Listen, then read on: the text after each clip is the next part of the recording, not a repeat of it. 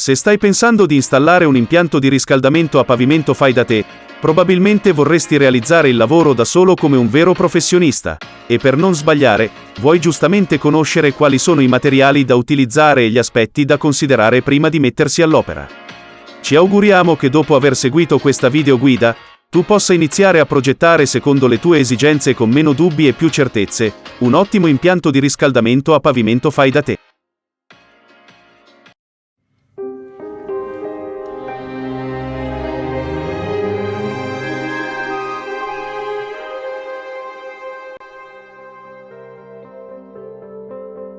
Il calore proveniente da un impianto di riscaldamento a pavimento è radiante e riesce a riscaldare un'intera abitazione in modo uniforme. Il dispendio di energia impiegata per ottenere la temperatura desiderata è di molto inferiore all'utilizzo di un tradizionale impianto di riscaldamento con termosifoni. Tuttavia, per ottenere un lavoro a regola d'arte, dovrai vagliare attentamente la scelta dei materiali più conformi per questo sistema di riscaldamento domestico. Quando si vuole installare un impianto di riscaldamento a pavimento, sia che si tratti di una nuova casa o di una costruzione già esistente, devi pensare a creare un massetto con un'ottima capacità di conduzione termica e che assicuri l'efficienza dell'impianto. Stesse caratteristiche devono avere le piastrelle scelte per il pavimento. Ma ora, approfondiamo l'argomento e analizziamo 3 punti fondamentali, ossia, 1. Cosa considerare prima di installare un riscaldamento a pavimento? 2. Che tipo di massetto utilizzare per un impianto di riscaldamento a pavimento? 3. Quali piastrelle scegliere per un impianto a pavimento?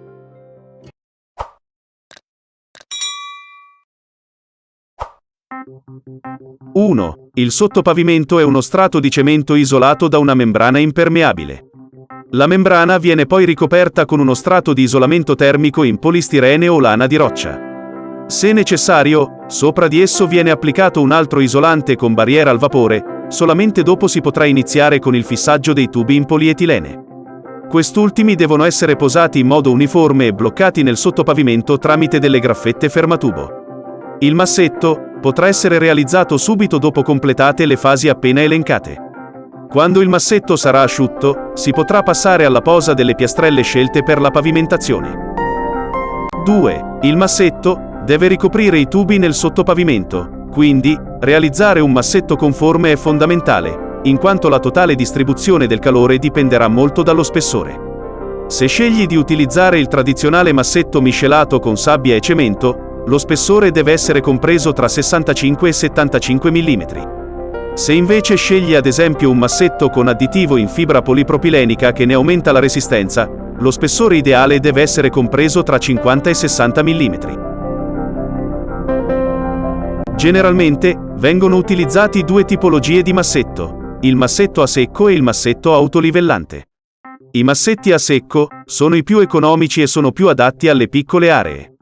Mentre, i massetti autolivellanti, anche se più costosi, sono vantaggiosi se utilizzati in aree più vaste come le industrie o i centri commerciali.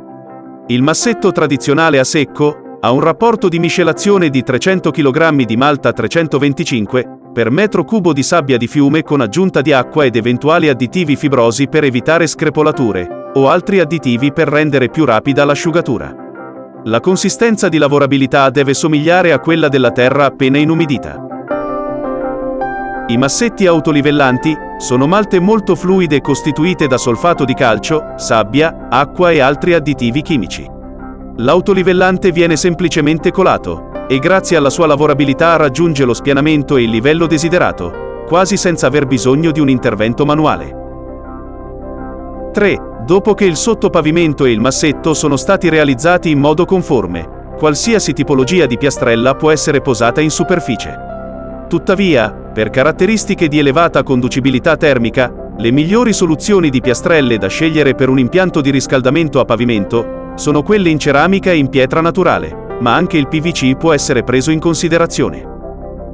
Meno consigliato invece è il legno o il parquet, poiché riduce la conducibilità termica se incollato direttamente al massetto.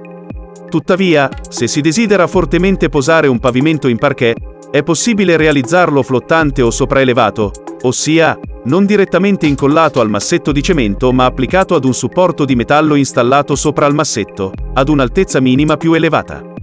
A sua volta, il pavimento di legno o in parquet va appoggiato a dei speciali pannelli, o incollato direttamente sul supporto metallico con un adesivo poliuretanico. Ad ogni modo, consigliamo sempre di attenersi alle istruzioni del produttore. Seguici anche su lavoricreativifaidate.com e sulla pagina Facebook. Se il video ti è stato utile, sostieni EDZ Diffusion Channel. Effettua l'iscrizione, lascia un like e attiva la campanella delle notifiche per non perdere i prossimi video. Grazie.